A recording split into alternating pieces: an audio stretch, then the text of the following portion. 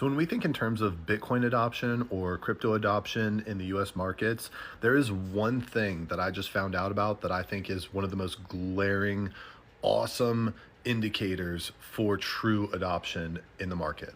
Let's talk about it. So back in January of 2024, last year, IBIT was launched, or the Bitcoin ETF for BlackRock.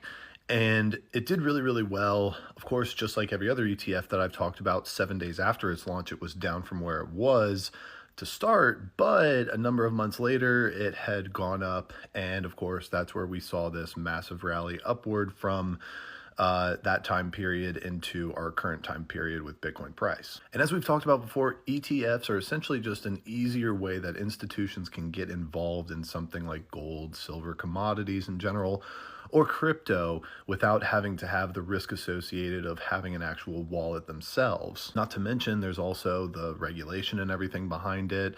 It gives investors a way to get involved in commodities very, very easily without worrying about hoops and hurdles. Now, I just found out that the number 5 ETF for most inflows in all of 2025 thus far is IBIT.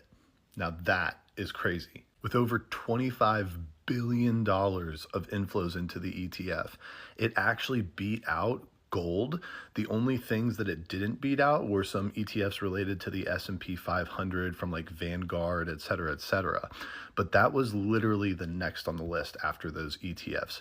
So what does this mean? Well, it just indicates that, again, institutions truly are looking to adopt Bitcoin.